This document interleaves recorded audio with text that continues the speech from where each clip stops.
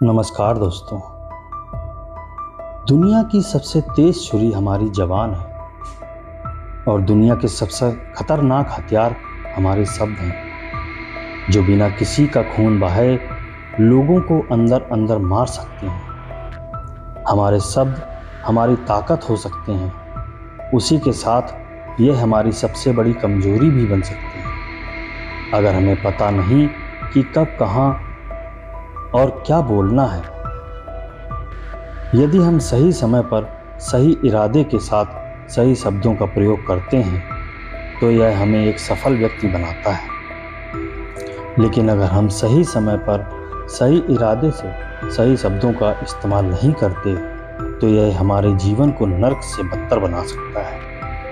तो चलिए जानते हैं एक कहानी के माध्यम से चुप रहकर जीवन को कैसे बदला जा सकता है।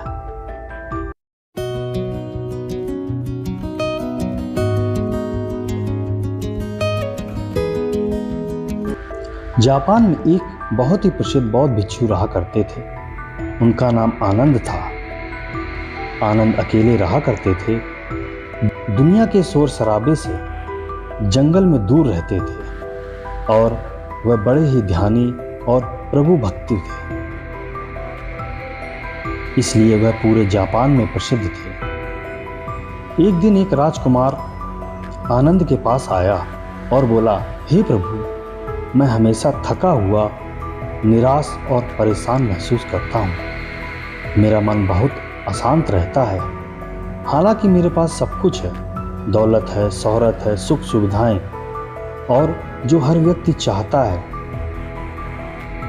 या पाने की चाहत रखता है, लेकिन फिर भी मेरे अंदर इतनी अशांति और चिंता क्यों है? आनंद ने उनकी सारी बात सुनी और कुछ सोचने के बाद कहा, तुम इस प्रश्न का उत्तर जानते हो, बस तुमने कभी इस प्रश्न को हल करने की कोशिश नहीं की है।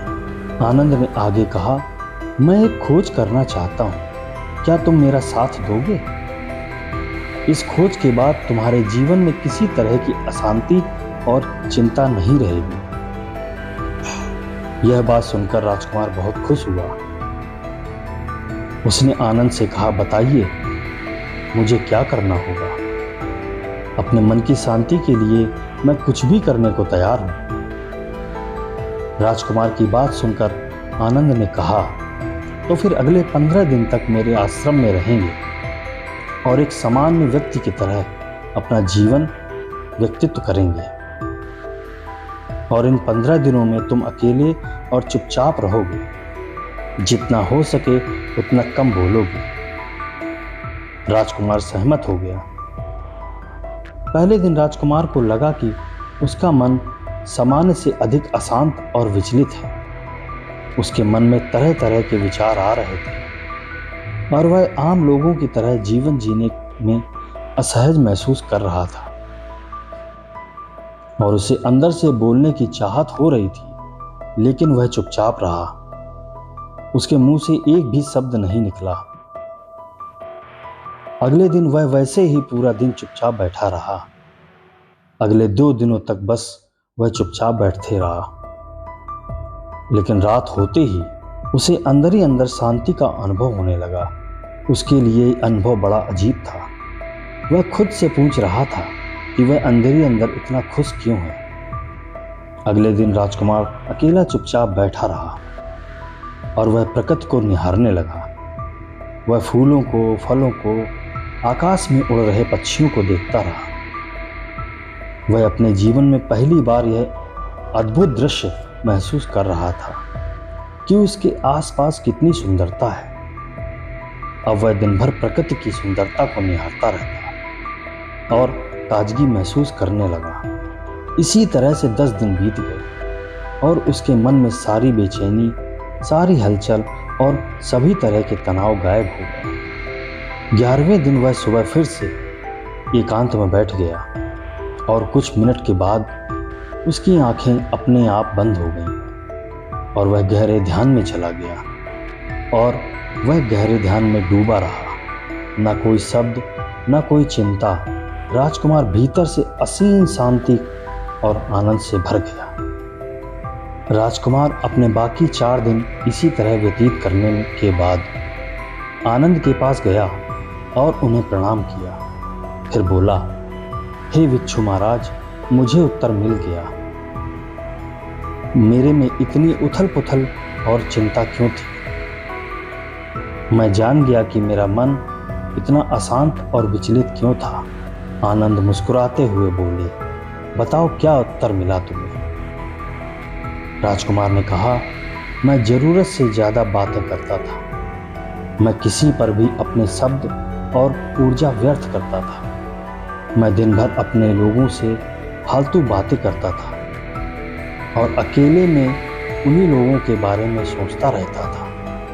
ज़्यादातर समय निगेटिव बातें सोचता रहता था और इस तरह मैं अपना समय बर्बाद कर देता था। ज़्यादा बोलने और निगेटिव सोचने से मेरा मन अशांत और बेचैन हो गया था। इस वजह से मैं किसी काम को ठीक से नहीं कर पा रहा था, जिसकी वजह से मैं हर काम में असफल होने लगा और फिर इन्हीं लगातार मिलती असफलताओं की वजह से मैं उदास और चिड़चिड़ा हो गया था। इन्हीं सभी चीज़ों की वजह से मेरा जीवन बर्बाद हो रहा था। यहाँ पर हुए 15 दिन मेरे लिए पूरी तरह से अलग थे। मुझे कुछ अलग सा एहसास यहाँ पर हो रहा था। अब मुझे ऐसा लग रहा है मैं अपने जीवन पूरी तरह से जी रहा हूँ, लेकिन इससे पहले मैं अपना जीवन गलत तरीके से जी रहा था। जीवन में खुद को जानना और समझना बहुत ज़रूरी है, जो मैं पिछले 15 दिनों में अनुभव कर रहा था। राजकुमार की सारी बात सुनकर आनंद ने कहा, सिर्फ तुम ही नहीं, दुनिया में ज़्यादातर लोग ज़रूरत से अधिक बोलते हैं। आज भी लोग ज़्यादातर समय केवल दूसरों को नीचा दिखाने के लिए ही बर्बाद करते हैं। आनंद ने राजकुमार को चुप रहने का महत्व समझाते हुए कहा। एक बार बुद्ध से उनके शिष्य ने पूछा, आप ज़्यादातर चुप क्यों रहते हैं? तब बुद्ध ने उन्हें चुप रहने के फायदे समझाते हैं। चुप रहने से व्यक्ति के अंदर से अनंत शांति और गहराइयों में मौन अपने भीतर उतरने वाली पहली सीढ़ी है। मौन के बिना खुद को जानना असंभव है। खुद के जानने और समझने का पहला नियम मौन है। कम बोलने में कोई नुकसान नहीं है, लेकिन यदि आप ज़्यादा बोलते हैं तो आप अधिक गलतियां करते हैं। अगर कम बोलना शुरू कर दें तो संसार की 90% मुसीबतें अपने आप ही खत्म हो जाएंगी। जिसने मौन रहने की कला जान ली, वो भीड़ में भी अकेला रहने की कला जान लेता है। एकांत में तो आदमी आनंदित रहता है, दूसरों की उपस्थिति तो बेचैनी पैदा करती है। चुप रहने की शक्ति से अधिकतर ऊर्जा को बचा लोगे। इस कहानी से हमें यह सीख मिलती है कि चुप रहने में भी एक अद्भुत शक्ति है। अगर हम सही समय पर सही शब्दों का प्रयोग करें तो हम अपने जीवन को सकारात्मक दिशा में बदल सकते हैं। चुप रहने से हम अपनी आत्मा की गहराइयों में जा सकते हैं और अंदर से शांति का अनुभव कर सकते हैं। इससे हम अपने विचारों और भावनाओं को साफ करके अपने जीवन को सकारात्मक बना सकते हैं। चुप रहने की कला हमें सीखनी चाहिए ताकि अपने शब्दों का सही इस्तेमाल कर हम दूसरों का जीवन सुधार सकें। उम्मीद करते हैं कि हमारी यह कहानी आपको ज़रूर पसंद आई होगी। अगर कहानी पसंद आई हो, लाइक, शेयर और सब्सक्राइब करना ना भूलें।